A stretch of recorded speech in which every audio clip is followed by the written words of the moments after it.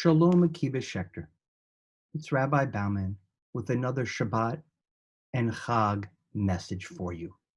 Today's message will focus on Rosh Hashana as we will begin to celebrate it Friday night, Saturday, and Sunday. Particularly, I'd like to discuss with you the Torah reading that we will read on Sunday morning in synagogue, the second day of Rosh Hashanah. It is perhaps one of the most famous and perplexing passages known as the Akedat Yitzchak, the binding of Isaac. When a story is so well known, it is often the small details when we read it that are missed, most likely because we are so familiar with the story that we don't give a detailed, concentrated, focused reading, but we more gloss over the words to help recall our memory. And yet, when we do that, we might miss some important points. Take, for example, a phrase that appears at the very beginning of this Torah reading. Genesis chapter 22, verse 1 reads as follows: Vayhi achar hadavrim ha'ele v'Elokim nisa et Avram. Sometime afterward, God put Avram to the test. The end of the passage, after Avraham has passed the test, the same phrase appears in the 20th verse of the same chapter, and yet there's one small difference. Let's see if you can pick up on that difference as I read the pasuk, the verse to you. Vayhi acharei hadavarim ha'ele vayigad la'Avraham. Sometime later, Avraham was told. That's right, you heard it. The tiny yud added to the word achar, turning it into acharei, which, by the way, also means after. In fact, we would be hard-pressed to find a compelling difference between the two words, between the words achar and acharei. And yet, the Torah found it important to add that small, tiny little letter yud.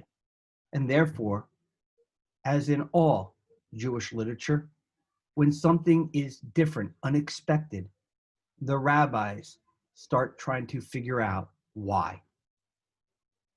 What can we learn from this small addition, from this small letter? I would suggest the following. Perhaps the yud represents God, as Rashi explains in the book of Numbers, Sefer Bamidbar. Or perhaps, as the mystical interpretation of the Torah, the Zohar, teaches us, that there was a transformation that took place in Avraham. When the angel calls to him, the angel says, Avraham, Avraham, with a pasik, a pause between the reciting, the calling out of his name twice. Avraham, pause. Avraham. The Zohar explains that the yud indicates that Avraham, who passed God's test, was now whole, new, and complete. He was now shalem. Perhaps the yud was added to achar to create acharei in order to signify that God was with Avraham more deeply after the test than he was prior to the test taking place. Whenever and wherever we begin our spiritual journeys this Rosh Hashanah, our goal and blessing is that we each merit to feel God's deep presence in our lives. I'd like you to consider two questions over this Rosh Hashanah. The first, in what moments from this past year did you feel most close to God? The second, what moments in this past year did you feel God's absence?